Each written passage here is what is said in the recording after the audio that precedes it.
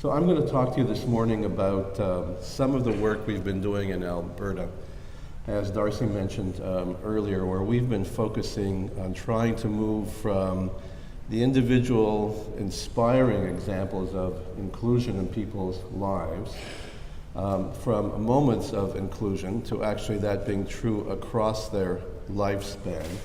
And now we have about 20 plus years of experience in following people's lives. So we've been able to draw some comparison between their lives, those who have developmental disabilities, and the lives of their friends that they've grown up with that don't have developmental disabilities, to see how close we are to following a normative pathway. The other thing that's been of particular interest is, in fact, how to create more systemic change societally, which I know sounds awfully grandiose, actually, and maybe beyond reason in some instances. So we've been working on collective grassroots family leadership to affect social change and engaging the community in an organized way for them to, if you want, welcome people with developmental disabilities to the midst of their lives, as well as to assume their responsibility for facilitating and supporting inclusion. Now, from the perspective we're sharing today, in our view, or my view, to be more polite to the other speakers, I suppose, or organizers, the only avenue really to a life of meaning, belonging, and possibilities and through inclusion, which is essentially a life that, looking out at the audience, most of you have been leading somewhat naturally, often without realizing the powerful means that have been at play.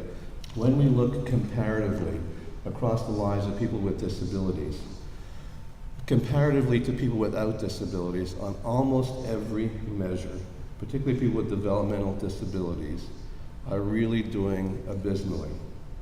So we have individual inspiring examples of inclusion, we have leadership in inclusion, but in totality, if we look at the tens of thousands of lives that are being affected, they remain marginalized, vulnerable, higher risk, higher rate of abuse and violence that's committed against them, very limited incomes, exploited labor, living in congregate settings, have poorer health outcomes, less access to health care systems, much more likely to be lonely. In fact, some people have said loneliness is the most pervasive, consistent condition that adults with developmental disabilities experience, and that's for the entirety of their adult life. And other than family, if they're fortunate enough to have that, they may only have rotating paid people that come through their life for the decades that they go through adulthood. And this, of course, results still in too much segregation in congregations. So most of my work is with families. Actually, that's where I've invested my time and effort in trying to affect community change, and believe that families are the heart of community and, in fact, the cornerstone to an inclusive life. I'm well aware of the fact that not everyone has family in their life, and that being family doesn't necessarily make you good or having the right vision. Nevertheless, in terms of where I put my hope for potential possibility, for creating change and enabling inclusion, still rests with families. And so it's both individually, but particularly more so collectively, that I think families hold the greatest promise for social change and community engagement. And that, as Darcy's already said, it rests on a clear vision. Many parents learn that until they had the experience of being a parent of a child with disabilities, they had, in fact, the same attitudes of most of the rest of the community.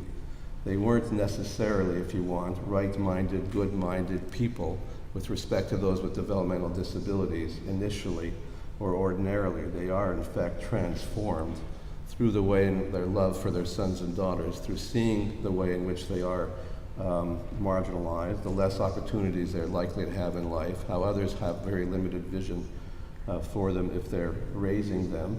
And they begin to realize quite quickly, in fact, that you can't go through life and hold an inclusive vision without having that vision constantly challenged or your efforts constantly negated.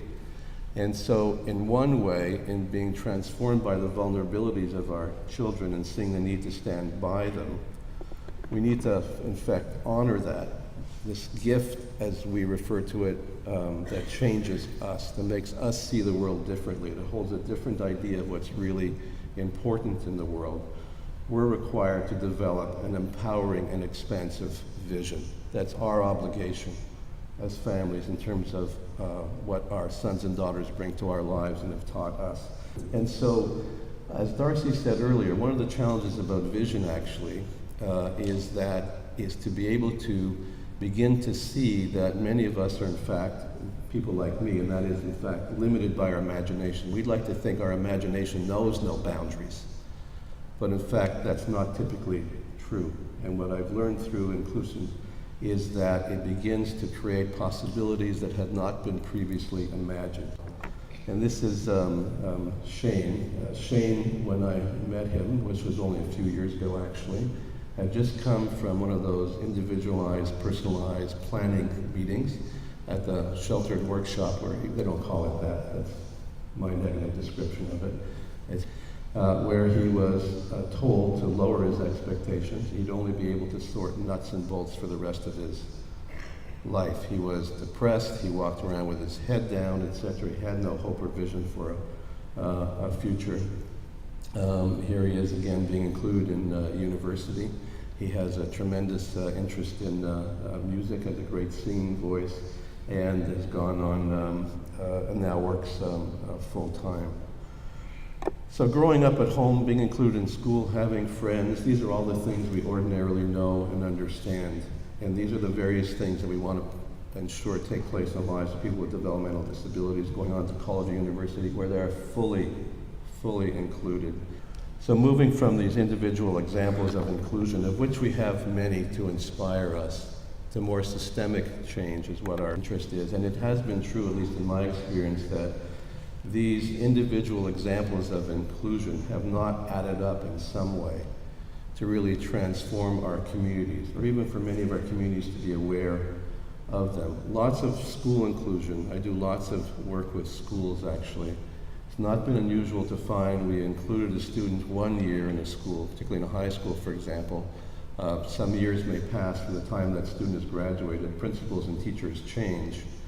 Another parent comes along and says, I'd like my son or daughter to be included, and the school says, well, this would be pioneering. We've never done this before, actually. And this is repeated over and over again, at least across our country. Unfortunately, pursuing inclusion, in spite of all the rhetoric is there and pervasive. In fact, it's so extensive today in terms of its perversion that when I talk about inclusion with people, as opposed to lecturing them about inclusion, right, we have to check and see what do we each mean by that. Because the term no longer has common meaning, at least where I live. Everyone wants to claim they're inclusive, because somehow it's not nice to claim you're a segregationist. Not quite sure why that is, but so it is a difficult decision for people to make. It'll be questioned by lots of others. It'll be a never-ending challenge to sustain an inclusive life over time. And because parents have a limited lifespan, that the necessity to find and engage others in the lives of our sons and daughters who will be there for them just because of who they are, so that path of inclusion continues afterwards, is both a never-ending worry, if you want, as well as a never-ending quest. But it's inclusion that offers those possibilities of friendship, of hope, of belonging, of a sense of place, of seeing your gifts being recognized. This is Lindsay and Robin. This is a slide presentation they put together. They grew up as friends, lived near each other, went to the same schools, the same classrooms in effect, shared the same parties, the same activities. So essentially, although Lindsay and Robin are following the same path through life, I'm not sure if people, do you get birthday bumps still today? I'm a little past that. Went to high school together, where she was fully included in high school as well. High school graduation, having a day of graduation. What will I wear at the graduation? What will my hair look like? And then what will my date look like? Because I have to worry about my hair, of course. You know, having parties, right? Maybe drinking at too early an age sometimes. I'm sure none of you engaged in that activity. And then, you know, what do you do after high school? I'll move it back for a moment. You find your own place to live. They wanted to live together. You got an apartment. This is just the after effects of one of their nights out, I think. hanging out together, creating a home, decorating it, living there, arguing with each other sometimes, having differences, and then going off to university. So when we look at their two lives, right, together over time, there are, of course, differences because one has a developmental disability and one hasn't, but those differences are really minimized, and each one looks to the other. In fact, for support, for encouragement, for friendship, for love, for enhancing their vision to what their future will look like in the future. And those are the lives we want more and more people, irrespective of the nature of their disability, to in fact be living. This is Sheena at high school. She had a very natural entrepreneurial spirit. She wanted to be a business person, a businesswoman, and she wanted that business to be related to candy. And so in high school, in fact, she began to work with her family and her friends and her family's friends on what that might look like.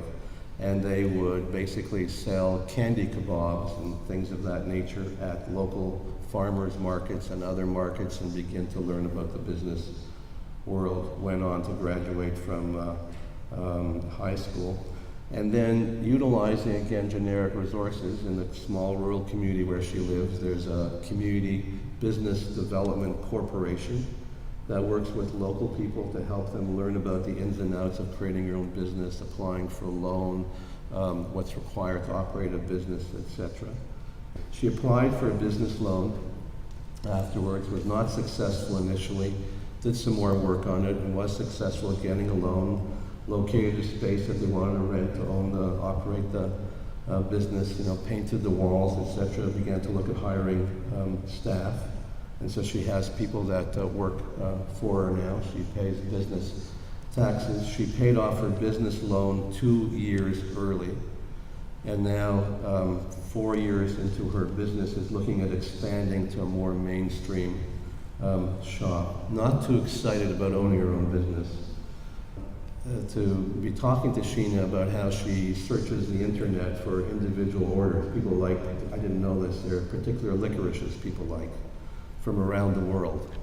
And she'll order from that. And she can talk about the different code numbers and participates in all aspects of operating the business, from serving customers to doing the accounting to getting on the phone to placing orders. And it's quite a fun place to spend time in it. Adults like to have children to take in there to pretend they're not interested themselves in going into the store. And we're not sure where her life will lead. Will people franchise this, for example? Will it, what else will she do in her life? But it's created possibilities and opportunities for her to be on this pathway. And today, of course, we have lots more examples of people starting and owning their own business and generating incomes and, in fact, being employers in their communities. This is David.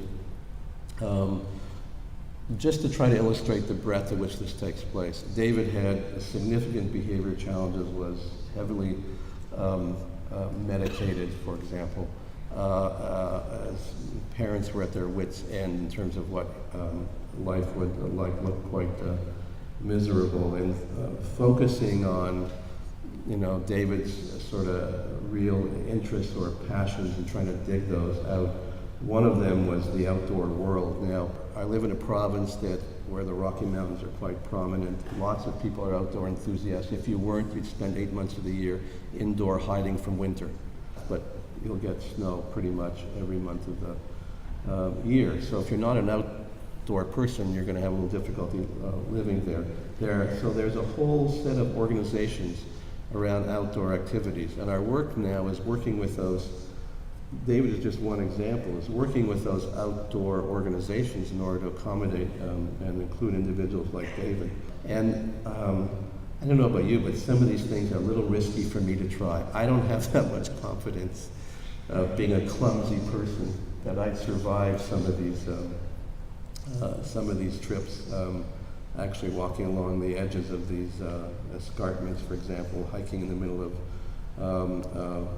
winter. And David is an integral, valued member who's no longer on medication, no longer evidenced behavioral difficulties, works in the community has a number of jobs, both paid jobs and also engaged in a volunteer patrol of a local community nature preserve. So these are the kinds of lives we want to see people living over time. I'll just show you a couple of more.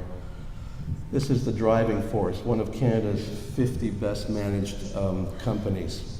The point here is that when you see the job, it's not that different than others you've seen in inclusive employment. The distinction is that we have the business community creating the jobs for people like Scott, for example, rather than job developers and job coaches. We have the co-workers, in fact, providing all of the support to Scott, not people coming into the workplace in order to do that. We have the advocate for increasing employment for people with developmental disabilities is the business leader in our community who meets with the premier and the mayor in ways that I don't, because I'm just there to agitate them. And so when you have the community, the business community, if you want, engaged in that way, it increases the possibilities for others to look at being good employers of people with developmental disabilities.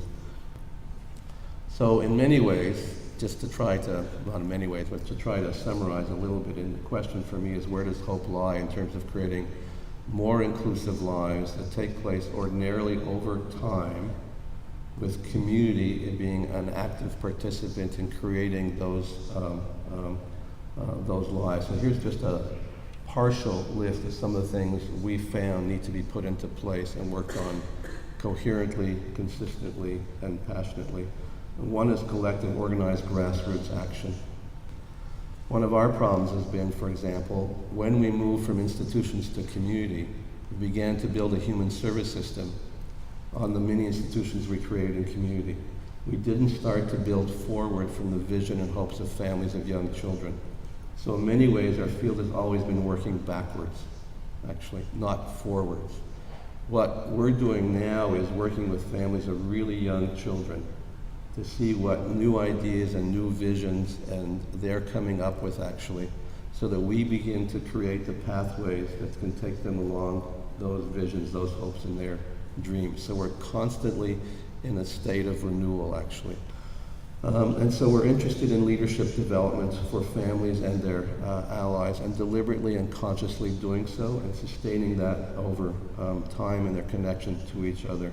When we show families of 2-year-olds what inclusive post-secondary education looks like today, it's really quite striking, actually.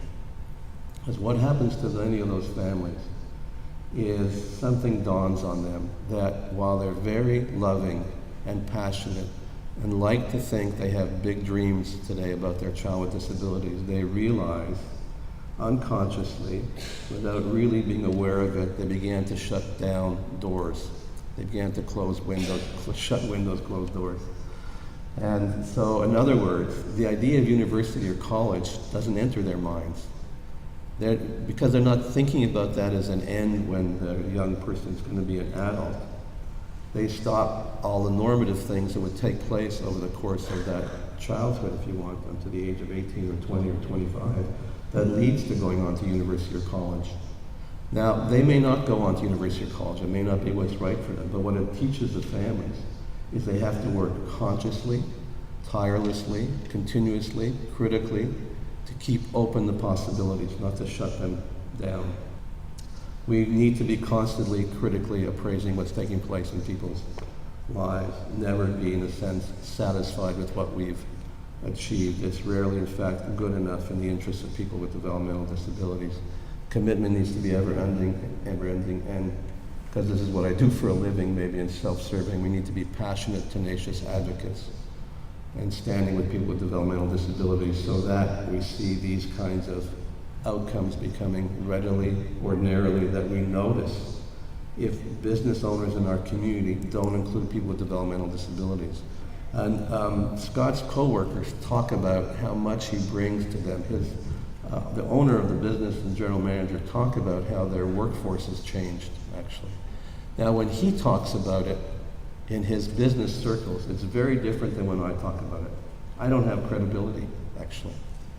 You know, I don't own a business, if you want. My bottom line, if you want, they don't see the nonprofit world in the same way or value it in the same the same way. So when he talks about it, it makes a huge difference. So people can go on to have those celebratory moments that are in fact are sort of the next, this is Megan graduating, the next time in their piece in their life that propels them on to what the next future will look like.